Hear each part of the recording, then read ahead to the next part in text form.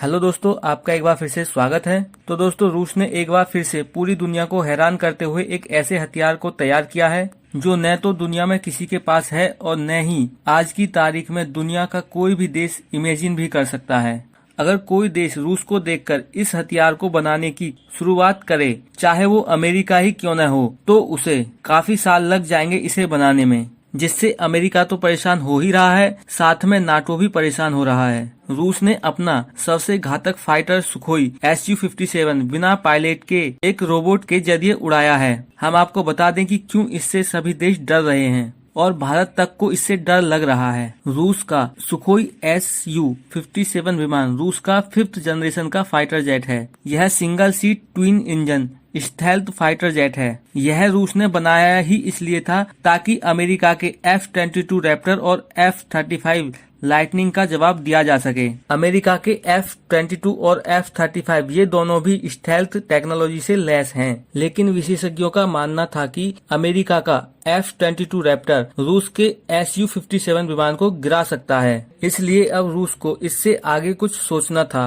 रूस से लेकर अमेरिका जैसे देश 6th जनरेशन फाइटर जेट पर काम कर रहे हैं, लेकिन इसे बनने में अभी 10 से 15 साल का समय लग सकता है। तो रूस को अमेरिकन फाइटर जेट से आगे निकलने का कोई रास्ता नजर नहीं आ रहा था, लेकिन रूस ने अब एक ऐसा टेस्ट किया है जो F-22 और F-35 विमान को भी गिरा सकता है। इसी के साथ यह भारत तक को भी परेशान कर सकता है। आइए आपको समझाते हैं कि कैसे रूस के दोस्त भारत को इससे घबराने की जरूरत है। दरअसल एक अनमैन विमान उसको कहते हैं जिसको एक रोबोट चला रहा हो। ड्रोन भी ऐसे ही काम करता है, लेकिन अभी तक कोई भी देश अनमैन फाइटर जेट नहीं बना पाया था। आपको बताते हैं एक अनमैन फाइटर जेट का क्या नुकसान हो सकता है। दरअसल एक ड्रोन भी एक लोकेशन से कंट्रोल किया जाता है, उसका रिमोट कंट्रोल होता है। अगर दुश्मन के उस एरिया में जहां पर सिग्नल जैमर लगे हों, वहां पर जाकर उस ड्रोन को भी सिग्नल नहीं पहुंचाया जा सकता। इस स्थिति में ड्रोन क्रैश हो सकता है। अगर एक फाइटर जेट को भी अनमैन बनाया जाए तो उसके साथ भी ऐसा ही होगा। एक फाइटर जेट ड्रोन के मुकाबले बहुत ही महंगा होता है, इसलिए एक फाइटर जेट को अनमैन नहीं बनाया जाता है। लेकिन रूस ने इसका भी तरीका ढूंढ लिया है, जो होता है आर्टिफिशियल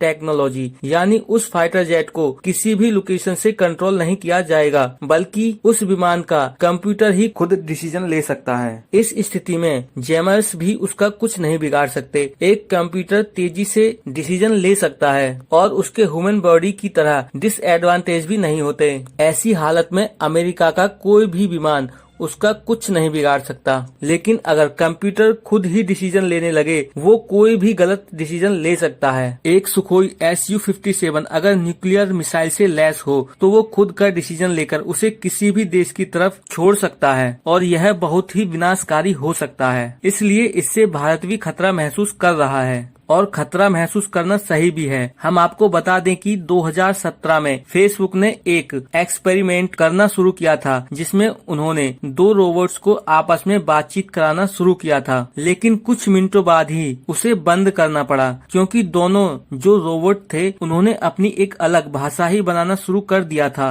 जो रिपोर्ट कहती है। यानी कि वो एक सीक्रेट भाषा में आपस में बात कर रहे थे। और ऐसा ही Su-57 के साथ भी हो सकता है। कहा जा रहा है कि हर Su-57 का एक अलग कंप्यूटर होगा, तो क्या पता वो आपस में क्या बातचीत करें। जो फेसबुक ने कंप्यूटर बनाए थे वो भी आपस में बातचीत कर रहे थे। और इसी बात को लेकर पूरी दुनिया में विरोध भी हो रहा है रूस का, कि वह ऐसा हथियार तैयार ना करे। पूरी दुनिया में ऐसे होड़ लग जाएगी और पूरी दुनिया एक विनाशकारी कदम की तरफ आगे बढ़ेगी। ये जो फाइटर जेट है पहले से ही बहुत डेंजर था। ये दुनिया की हर मिसाइल ले जा सकता है, खासकर R सीरीज की मिसाइल जो परमाणु संपन्न मिसाइल हैं। और रूस की एक बड़ी दिक्कत ये भी तो है कि रूस न सिर्फ अपने लिए हथियार बनाता है, बल्कि रूस इन्हें बेचता भी है चीन जैसे देशों को, तुर्की जैसे देशों को। और मान लीजिए यदि रूस नहीं भी बेचता है इतने बड़े वेपन को, तो भी उसका जो खुफिया तंत्र है आज की तारीख में इतना कमजोर हो चुका है कि आसानी से लीक हो जाती जाती हैं खबरें और चीन उन्हें आसानी से कॉपी भी कर लेता है और तुरंत चीन ऐसे ही फाइटर जेट या मिसाइल्स बनाकर तैयार कर लेता है। उदाहरण के तौर पर आप देखिए कि सुखोई सीरीज का कोई भी ऐसा फाइटर जेट नहीं है जिसकी कॉपी चीन ने तैयार न कर ली हो। Su-21 से लेकर Su-47 तक की कॉपी वह तैयार कर चुके हैं और कहा जा रहा है कि वह Su-57 की भी कॉपी तैयार करना शुरू कर चुके हैं, इससे जो पहले आया था। लेकिन रोबोट से चलने वाला Su-57 ये तो बिल्कुल लेटेस्ट आया है, लेकिन क्या पता आने वाले समय में इसकी भी कॉपी तैयार कर लें। इस पर आपका क्या विचार है, हमें कमेंट में जरूर बताएं। मैं इस टेक्नोलॉजी के बारे में आपका विचार जानना चाहता हूं और ऐसी ही जानकारी के लिए चैनल को जरूर सब्सक्राइब करें।